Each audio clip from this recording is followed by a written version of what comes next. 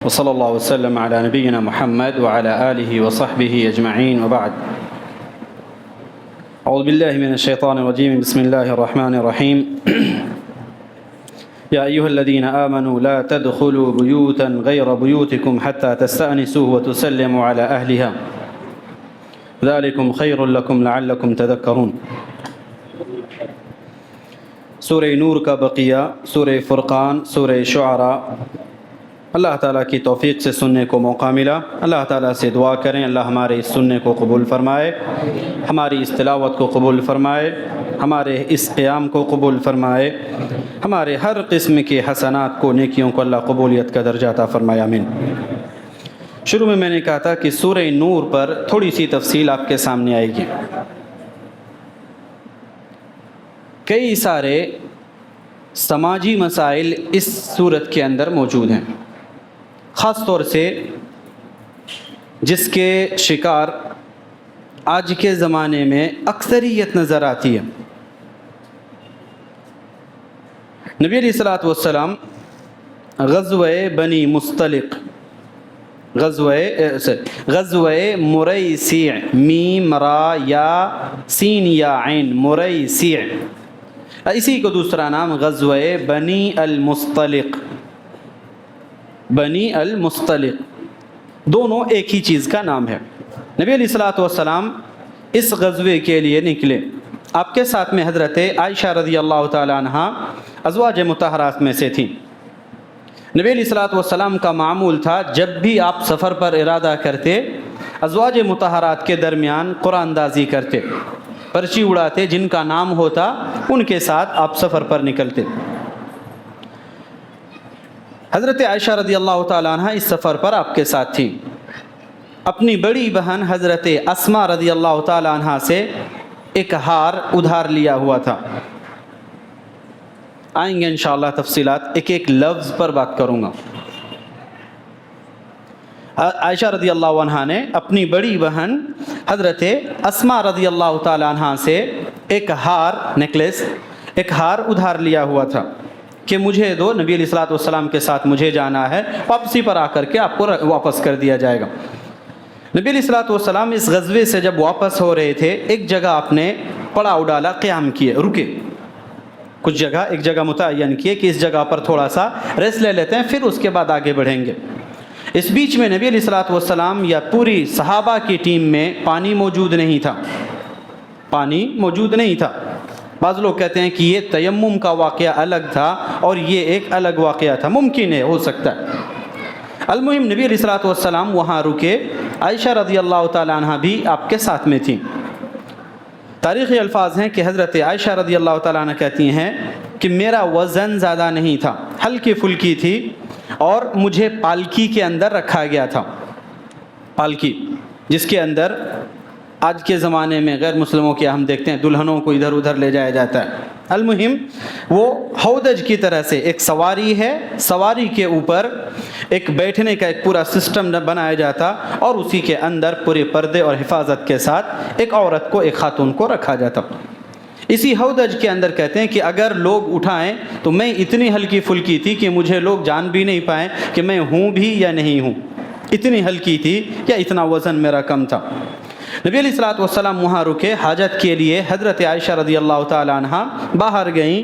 واپسی کے اوپر جب واپس آتی ہیں قضاء حاجت کے بعد، تب انہیں ہار یاد آتا ہے، گلے میں ہے نہیں. اسی ہار کی تلاش میں وہ جہاں گئی تھی واپس وہاں گئی، اور ادھر ادھر جہاں ممکن تھا ادھر انہوں نے تلاش کرنا شروع کیا. اس درمیان نبی علیہ الصلوۃ والسلام نے آگے سفر بڑھانے کے لیے حکم دے دیا کہ آگے سفر بڑھایا جائے. اب یہاں تھوڑا آرام کر لیں، اب آگے بڑھتے ہیں. جیسے میں نے پہلے بھی کہا تھا کہ ہلکی پھلکی تھی، لوگوں نے سمجھا کہ عائشہ رضی اللہ تعالی عنہ اسی باکس کے اندر ہیں یا اسی ہودج کے اندر ہیں. اٹھا کر کے جس اونٹ پر بیٹھتی تھی حضرت عائشہ، اس اونٹ کے اوپر اس کو رکھ دیا گیا اور قافلہ چل پڑا. ایک صحابی تھے حضرت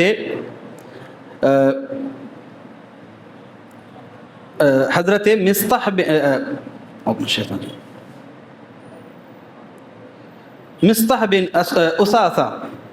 بن اساسہ یا کوئی دوسرے صحابی تھے جن کا معاملہ تھا کہ آپ سب سے لاسٹ میں آئیں گے، جو بھی چیز گری پڑی ہوئی ہے، جو بھی چیز آپ کو وہاں بقیہ چیزیں ملیں، ان سب کو لے کر کے آپ وہاں آئیں گے، یہ آپ کی ذمہ داری ہے۔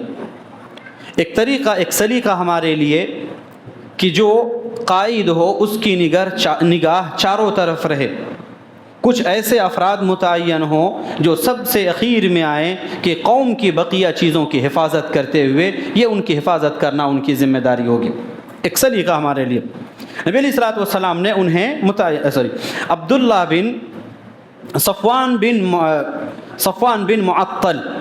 صفوان بن معطل جو صحابی تھے، ان کی ذمہ داری تھی کہ تمام چیزوں کو سمیٹتے ہوئے آپ لے کر کے آئیں، کوئی بھی چیز چھوٹنے نہیں چاہیے۔ تو ایک شخص ایسا کم از کم ہونا چاہیے پوری ٹیم میں جب قافلہ آگے بڑھ رہا ہو، کہ ایک وہ ہو جو سب کو سمیٹتے ہوئے پھر آگے بڑھے۔ حضرت صفوان بن معطل ان کی ذمہ داری تھی، اور اس جنگ میں بھی ان کی ذمہ داری یہی تھی۔ جب واپس ہو رہے تھے، حضرت عائشہ رضی اللہ تعالی عنہ پوری تلاش کے بعد بھی جب وہ چیز نہیں ملی، اور اس درمیان قافلہ آگے بڑھ چکا تھا، اور نبی علیہ الصلوۃ والسلام کے ساتھ ساتھ بقیہ جو صحابہ تھے انہیں بھی علم نہیں تھا کہ ام المومنین عائشہ رضی اللہ تعالی عنہ ہمارے ساتھ نہیں ہے، وہ تو ہار تلاش کرنے میں لگی ہوئی تھی، اور ادھر یہ قافلہ بڑھ چکا۔ عائشہ رضی اللہ تعالی عنہ جب واپس آئیں جہاں ان کا قیام تھا، دیکھا وہاں پر کوئی بھی نہیں ہے، جس جگہ ان کا خیمہ لگایا گیا تھا وہ وہیں بیٹھی رہیں، چونکہ جو بھی انسان مجھے ڈھونڈنے کے لیے آئیں گے، ایک تو موجود ہیں جو ڈھونڈنے کے لیے آئیں گے کہ کون کون سی چیز رہ گئی ہے، تو جو ہمیں ڈھونڈنے کے لیے آئیں گے کچھ دیر کے بعد تو پتہ چل ہی جائے گا کہ میں نہیں ہوں، کچھ دیر کے بعد پتہ ہو جائے گا۔ تو جب کوئی مجھے ڈھونڈنے آئیں گے تو پورے میدان کو ڈھونڈنے کے بجائے بہتر ہوگا جہاں ہم قیام کیے یہیں رکے رہیں۔ عائشہ رضی اللہ عنہ اسی سوچ میں وہیں قیام کی، اور اسی درمیان ان کی آنکھ لگ گئی، نیند آ گئی، حضرت عائشہ رضی اللہ تعالیٰ عنہ سو گئی۔ حضرت صفوان بن معطل رضی اللہ تعالیٰ عنہ آئے، اور انہوں نے ان کے پردے سے پہچان لیا۔ بعض لوگوں نے جو اعتراض کرتے ہیں صحابہ پر، خاص طور سے ان لوگوں کی طرف سے ایک شبہ ہوتا ہے کہ نعوذ باللہ حضرت عائشہ رضی اللہ تعالیٰ عنہ حجاب میں نہیں تھی، حالانکہ ایسا نہیں ہے۔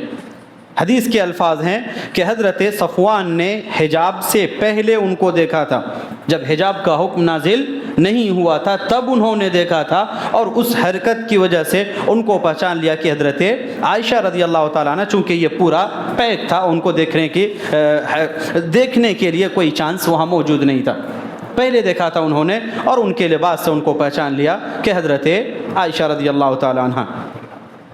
بات چیت نہیں ہوئی تھی، حضرت عائشہ کہتی ہیں کہ بس میں نے ان کا استرجاع سنا تھا۔ استرجاع بات ہوئی تھی پہلے، انا للہ و انا الیہ راجعون، ہم لوگ وفات کے وقت، میں نے اس وقت کہا تھا کوئی بھی ایسی چیز جو انہونی ہو یا آپ کے لیے پریشانی کا باعث ہو آپ اس موقع پر کہیں گے۔ انہوں نے اس موقع پر کہا تھا انا للہ و انا الیہ راجعون۔ اتنی بڑی غلطی کیسے ہو سکتی ہے؟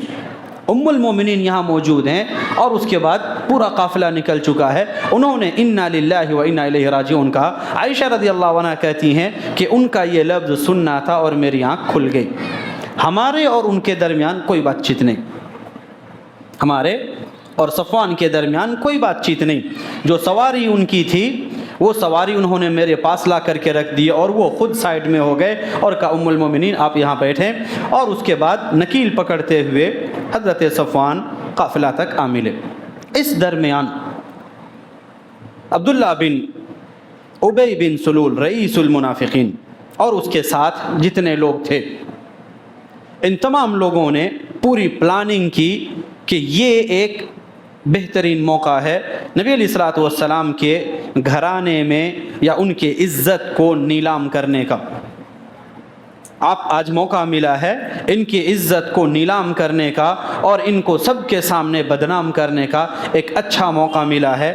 اور انہوں نے کہا یہ تاخیر یوں ہی نہیں ہے، یہ تاخیر یوں ہی نہیں ہے، کچھ تو وجہ ہوگی، چونکہ اعتراض دراصل نبی صلی اللہ علیہ وسلم پر ہے، اور نبی پر اعتراض گویا اللہ پر اعتراض ہے، کیونکہ آپ کو معلوم ہونا چاہیے کہ نبی علیہ الصلوۃ والسلام کی جتنی ازواج مطہرات ہیں جتنی بیویاں سب کے ساتھ شادی اللہ کے حکم سے ہوئی ہے، چونکہ یہ نبوت کا گھرانہ اللہ رب العالمین کی طرف سے طے ہوتا ہے۔ جو بھی ہیں، ہاں وہ حضرت خدیجہ ہوں یا ان کے بعد اخیر مراحل تک جتنے ازواج مطہرات ہیں، نبی علیہ الصلوۃ والسلام کے لیے اللہ تعالیٰ پلاننگ کر رہا تھا کہ کن سے شادی کرنی ہے، کیا کنڈیشن ہوگی، کیا کیا تفصیلات ہوں گے۔ آج ہم یوں ہی بنا پلان کیے ہوئے شادی کر گزرتے ہیں، اور جب عشوائی طور پر پلان فیل ہو جاتا ہے، کچھ دنوں کے بعد جب ہماری رغبتیں کم ہونے لگتی ہیں، تب ہمارے طلاق اور جھگڑے کی نوبت آتی ہے، چونکہ ہم شادی پلان نہیں کرتے ہیں۔ کس مقصد سے؟ میں آپ سے سوال کرتا ہوں کہ آپ شادی سے کیا چاہتے ہیں؟ صرف خواہش؟ جی نہیں، صرف خواہش نہیں۔ اس سے پہلے بات آئی ہے کہ آپ کو شادی سے ایک خاص مقصد ہونا چاہیے کہ آپ آنے والی نسل کیسی چاہتے ہیں۔ نسل، اس کے لیے ضروری ہے کہ پہلے آپ اپنے نسل کے لیے نیک اور دیندار ماں کا انتخاب کریں، اور آپ کو دیندار تب ملے گی جب آپ خود ایماندار اور دیندار رہیں گے۔ جی ہاں، چونکہ جیسے آپ ہوں گے اسی مزاج کی چاہت اور اسی مزاج کی آپ کے اندر دلچسپی ہوگی۔ اللہ رب العالمین نے فرمایا الطیبات للطیبین، ایک تو حقدار کا معاملہ ہے کہ جو پاک ہوں گے پاک لوگوں کی طرف ان کی رغبت ہوگی، لیکن ملے گی بھی پاک کو پاک ہی، اور جو بدماش ہوں گے ان کو بدماش جیسی ہی ملے گی۔ یہ بددعا نہیں، یہ آپ کے مزاج ہوتے ہیں، مزاج ہوتے ہیں کہ آپ اسی قسم کے لوگوں میں دلچسپی رکھیں گے۔ تو آپ کو اگر نیک نسل چاہیے تو نیک ماں کا انتخاب کرنا ہوگا، اور نیک ماں کے لیے خود کا نیک ہونا ضروری ہوگا۔ یہ ہے پلاننگ۔ اللہ رب العالمین نے جو نبی علیہ الصلوۃ والسلام کے گھرانے میں، آپ کے حرم نبوت کے اندر جو خواتین لگائے تھے اور آپ کی شادیاں ہوئی تھیں، یہ پری پلان تھا۔ حضرت خدیجہ رضی اللہ عنہا، ان کے دینداری کی ضرورت تھی، چونکہ اصل میں موقع نہیں ہے کہ حکمتوں کے اوپر بات کیا جائے، لیکن جب جن کی جو ضرورت تھی اللہ تعالیٰ نے ان کے لیے وہ متعین کیے تھے، اور اس کا پلان وہاں سے بنا تھا۔ انہی میں سے حضرت عائشہ رضی اللہ تعالیٰ عنہ، ان لوگوں نے دراصل نبی صلی اللہ علیہ وسلم پر نہیں، اللہ پر اعتراض کیا تھا کہ نعوذ باللہ کیسا نبی ہے، اس کی بیوی، اس کی خاتون اس طرح کی حرکتیں کر رہی ہے کہ عام صحابی کے ساتھ، نعوذ باللہ من ذالک، اس قسم کے الفاظ بولنا بھی ایک مومن کے لیے اچھا نہیں لگتا۔ شان رسالت ہے، ام المومنین پر آپ کی چھڑ اچھالیں۔ اللہ رب العالمین کی طرف سے معاملہ تھوڑا سا سنگین ہوا، چونکہ براءت ابھی فی الحال نہیں دکھ رہی تھی۔ براءت یقین تھا کہ عائشہ رضی اللہ عنہ ایسا کچھ نہیں کر سکتی ہیں، لیکن چونکہ دلائل ایسے دکھ رہے تھے کہ جس کے بنا پر آپ کہیں گے تو سیدھا سیدھا اعتراض ہوگا کہ نبی ہے بھائی، کچھ بھی کر سکتا ہے۔ آپ جیسے آج ہمارے زمانے میں کہ اگر کوئی تھوڑے عہدے پر ہوں تو ہم بولتے ہیں وہ تو وہ کچھ بھی کر سکتے ہیں، ان کا یہاں کوئی ایسے رول، کوئی قانون ویسا ایسا نہیں ہے۔ اللہ رب العالمین نے معاملے کو تھوڑا سا پینڈنگ رکھا کہ نہیں، تھوڑا سا معاملہ اور دکھے، جو لوگ چھپے ہوئے ہیں وہ بھی باہر آئیں، جو چھپے ہوئے ہیں وہ بھی باہر آئیں، اور ان کا بھی دکھنا ضروری ہے کون کون ہیں۔ کچھ نادان صحابہ تھے، انجانے ان کے بہاؤ میں بہہ گئے، انہی میں سے حضرت حمنہ بنت جہش، حمنہ بنت جہش، زینب بنت جہش کی بہن، زینب بنت جہش ام المومنین، ان کی بہن حضرت حمنہ بنت جہش۔ ایک صحابی اور تھے حضرت حسان بن ثابت، شاعر رسول حسان بن ثابت، اور تیسرے تھے مصطح بن اثاثہ، جو شروع میں بات کیا تھا، وہ صفوان بن معطل دیکھ ریکھ والے تھے، اور جو اس کیا بولتے افواہ کو پھیلانے میں یا اس الزام کو آگے بڑھانے میں یا اس پر بات چیت کرنے میں جو انجانے طور پر شامل ہوئے تھے، وہ تھے تیسرے حضرت مصطح بن اثاثہ۔ عجیب بات ہے، مصطح بن اثاثہ، ان کی دیکھ ریکھ، ان کا خرچہ اٹھانا خود حضرت ابو بکر رضی اللہ عنہ کے اوپر تھا، وہی ان کو خرچہ دیتے تھے۔ عجیب عجیب قسم کے واقعات اس میں پیش آئے تھے۔ حضرت حمنہ بنت جہش، حضرت زینب کی بہن، اپنی بہن کی سائڈ لے رہی تھی۔ آج موقع ملا ہے عائشہ کو نیچے کرتے ہوئے اپنی بہن کا مقام اوپر کرنے کا، باقی اور کچھ نہیں۔ حضرت حسان چونکہ عام حالات میں ویسے ہی ان کا دل مائل ہوا اور وہ بہاؤ میں بہہ گئے، حالانکہ بعد کے زمانے میں پوری زندگی ان کو اس پر پچھتاوا رہا، پوری زندگی، اور اخیر مرحلے میں ان کی بینائی بھی چلی گئی تھی۔ حضرت حسان رضی اللہ تعالیٰ عنہ، اللہ کے رسول صلی اللہ علیہ وسلم کی طرف سے سزا آئی کہ جو لوگ اس الزام میں شامل ہیں انہیں 80 کوڑے لگائے جائیں، اور اسی موقع پر، اسی براءت کے موقع پر اس سورہ نور کا نزول ہوا تھا۔ سورہ نور شروع کی آیتوں کے اندر زنا کی حد بتلائی گئی، اگر اسٹیپ بائی اسٹیپ سمجھیں گے تو لمبا لگ جائے گا۔ شروع کی آیتوں میں زنا ثابت ہو تو اس کے لیے یہ سزا، شادی شدہ ہیں تو اس کے لیے یہ، غیر شادی شدہ ہیں اور اس جرم کے اندر آتے ہیں تو یہ سزا۔ الزام ہے ثابت نہیں ہوا ہے، الزام ہے لیکن ثابت نہیں ہوا، 80 کوڑے لگائے جائیں، اللہ کہ وہ 4 گواہ پیش کریں، اور 4 گواہ ایسے عینی کہ آپ نے خود اپنی آنکھوں سے دیکھا ہو، اور یہ آپ کے حتیٰ کہ بعض وقت میں حتیٰ یلیج الجمل فی سم الخیاط، کہ ہر یعنی کوئی بھی شبہہ اس کے اندر باقی نہیں ہے، عینی گواہ۔ 3.5 بھی ہوئے تو قابل قبول نہیں، 4 ہونا ضروری ہے، چونکہ کسی کی عزت کا معاملہ ہے، ایسے ہی نہیں آپ معاشرے میں کسی کی عزت اچھال سکتے ہیں۔ اگر نہیں ثابت کیے تو 80 کوڑے۔ یہ الزام ابھی تک دوسروں کے متعلق تھا، کبھی ایسا بھی ہو سکتا ہے گواہ ہے لیکن کافی نہیں ہے، گواہ ہے لیکن کافی نہیں، اور یہ زوجین کے بیچ میں، زوجین میاں بیوی، آپ نے غلط کرتے ہوئے، غلط ہوتے ہوئے دیکھا لیکن گواہ آپ کے علاوہ کوئی دوسرا نہیں ہے، مسئلہ لعان۔ اب وہ ساتھ میں بھی نہیں رہ سکتے ہیں چونکہ وہ غلط انہوں نے دیکھا، اور ان کو سزا بھی نہیں دے سکتے ہیں چونکہ وہ خود دیکھیں، لیکن یعنی پریشانی یہ ہے کہ ان کے علاوہ اور کوئی گواہ نہیں ہے۔ حضرت عویمر بن عجلان آئے تھے کہ میں ایسے موقع پر کیا کروں کہ اگر میں اپنی بیوی کے ساتھ یہ حالت ہوئے تو دیکھوں، اگر میں قتل کر دوں تو آپ لوگ قتل کر دیں گے مجھے، ایسے کسی کو کیسے قتل کر سکتے ہیں، اور میرے پاس الگ سے کوئی دلیل بھی نہیں ہے، گواہ بھی نہیں ہے جو پیش کروں، لیکن یقین ہے کہ اللہ نبی علیہ السلام بار بار کہہ رہے ہیں کہ دلیل دو، نہیں تو تمہاری پیٹھ پر اب کوڑے برسائے جائیں گے، 80 کوڑے۔ نبی علیہ السلام سے وہ کہہ رہے ہیں کہ ایسا کیسے ہو سکتا ہے کہ میں حق بھی ہوں اور میرے اوپر سزا لگے، ایسا نہیں ہو سکتا۔ کچھ دیر کے بعد آیتیں نازل ہوئی جو نور کے اندر مسائل تھے، تو قریب قریب اس قسم کے لعان والی آیتیں، لعان کا مسئلہ کہ اگر یہ الزام یا اعتراض میاں بیوی کی طرف سے ہے تو اس صورت میں کہا جائے گا کہ پہلے مرد 4 بار اپنے آپ کو سچ کہے گا کہ اللہ کی قسم میں سچا ہوں اور وہ غلط ہے، 5ویں بار وہ کہے گا کہ اگر میں جھوٹا ہوا تو اللہ کی لعنت ہو مجھ پر۔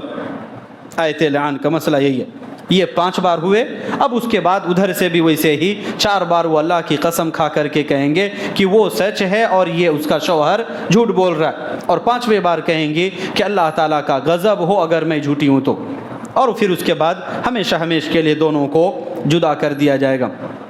بسا اوقات یہ اعتراض آپ کے الفاظ میں بھی ہوتے ہیں، شاید یہ میرا بچہ نہیں ہے، ہاں ایک مسئلہ یہاں بھی آتا ہے کہ آپ کو وہ بچہ پسند نہیں آ رہا ہے، آپ نے ڈائریکٹ نہیں کہا کہ انہوں نے غلط کیا ہے، بلکہ آپ نے اشارتاً کہا کہ شاید میرا بچہ نہیں ہے یہ، کیونکہ میرے جیسا نہیں دکھ رہا، آپ کے لیے دلیل دینا ضروری ہوگا۔ کئی بار وہ مسئلہ لعن کی طرف بھی چلا جا سکتا ہے، اور اس کے بعد پھر اللہ تعالیٰ نے برات کا اظہار کیا کہ اب حضرت عائشہ رضی اللہ تعالیٰ عنہ بری ہیں، اور برات کے اعلان یہ پورے قیامت تک کی روایتیں پڑھی جاتی رہیں گے۔ برات انہی میں کئی مسائل ایسے بھی تھے، اللہ رب العالمین نے ڈانٹ پھٹکار لگا کہ تم نے ایسے کیسے کسی چیز کو آگے پھیلا دیا، فارورڈ کر یاد والا، ایسے کیسے تم دوسروں کی باتیں نقل کرتے ہوئے ایک دوسرے کو سنا رہے ہو، تمہیں تو سوچنا چاہیے کہ اول یہی چیز تمہارے اوپر ہو تو تم کیسے کرتے، یہ تو حرم نبوت کی بات ہے۔ اور اس کے بعد اللہ تعالیٰ نے فرمایا کہ جس طریقے سے ایک انسان اس جرم کے اندر آتے ہیں، چاہے وہ زنا کا حد ہو، زنا کا ارتکاب ہو، یا زنا تک پہنچنے کے ہر قسم کے چور دروازے اللہ نے بند کر دیے، کہا جب دوسرے کے گھر جانا ہو تو بلا اجازت مت جاؤ، سلام کر کے آؤ، اندر آنے کی اجازت دی جائے تب اندر آؤ، اگر کہہ دیا جائے گھر پہ نہیں ہے تو واپس ہو جاؤ، یہی تمہارے لیے بھلائی ہے۔ جب وہاں رہے اجازت بھی ملے تو گیٹ کھلتے وقت آپ سامنے نہیں ایک طرف رہیں گے، تاکہ اندر آپ کی نگاہ کوئی ایسی چیز نہ دیکھ لے جو آپ کو نہیں دیکھنی چاہیے۔ دروازہ کھلے آپ کے پاس تو کہا دیا گیا کہ نیچے نگاہ رکھیں، آپ ادھر ادھر پورے گھر کو نہ اسکین کرتے رہیں۔ اگر کھانے کے لیے بلایا جائے تو جب دعوت دی جائے کھانا کھائیں، اور اس کے بعد زیادہ دیر تک آپ نہ رہیں بلکہ آپ اپنے دیگر مصروفیات میں چلے جائیں۔ یہ ساری چیزیں ہیں جو بتلا رہی ہیں کہ آپ اگر کہیں جائیں تو جو یہ جانا بار بار کسی گھر میں آپ کے شبہے کا سبب بن سکتا ہے۔ آپ کے اوپر ایک طرح سے لوگ یہ اندیشہ کریں گے کہ شاید ان کا اس گھر سے کوئی لین دین ہے، اور پھر یہ شاید کل ہو کر کے آپ کے اوپر الزام کی نوبت پہنچے گی، اور وہ الزام ثابت ہو نہ ہو، اور اس کے بعد جو فسادات ہوں گے نہ بھی ہو تب بھی ایک عزت جو تار تار ہوئی وہ بعد میں واپس نہیں ہو سکتی ہے۔ اس لیے اللہ کے بندے، میرے بھائی، میری بہن، میری بچی، آج ماحول بڑا خطرناک پرفتن ہے، فتنہ ہر طرف آپ کے لیے منہ اٹھا کر کے تیار ہے۔ اپنے آپ کو بچائیں۔ نوجوان، آپ کہیں جائیں اپنی نگاہ نیچے رکھیں، اپنی حد یاد رکھیں، آپ کی باؤنڈری ہے۔ آپ دیور ہیں، بھابھی کے سامنے ہیں، میں نہیں کہوں گا کہ وہ بھابھی آپ کی ماں ہے، لیکن آپ کی ایک باؤنڈری، ایک حد ہے۔ ایک بھائی آپ کے اوپر آنکھ بند کر کے بھروسہ کر رہا ہے اور آپ اس بھروسے کو اتنی جلدی توڑ دیں گے، اس باؤنڈری کو یاد رکھیں۔ اپنا حد ہے وہ۔ معاشرے میں رہتے ہوئے کچھ چیزیں ہیں جو ضروریات کے مطابق ہیں، لیکن ان چیزوں میں بھی آپ اپنے حدود کو یاد رکھیں۔ ایک بار اگر ایک گھر میں اس طرح کی چیزیں، حادثہ پیش آ جائے، اس گھر میں پھر سکون نہیں ملے گا آپ کو۔ ہمیشہ کے لیے یا تو ایک الزام رہے گا، یا ایک بدنما داغ رہے گا، یا پھر بھائی بھائیوں کے درمیان جو جھگڑے وہ مسلسل رہیں گے۔ اللہ تعالیٰ سے حفاظت کی دعا کریں۔ اللہ رب العالمین ہم تمام لوگوں کو ان اصولوں کو سمجھنے اور ان کے مطابق عمل کرنے کی توفیق عطا فرمائے، آمین۔ قولوا قولی ھذا واستغفر اللہ لی ولکم ولسائر المسلمین واستغفروہ من کل ذنب انہ هو الغفور الرحیم، وصلی اللہ وسلم علی نبینا محمد۔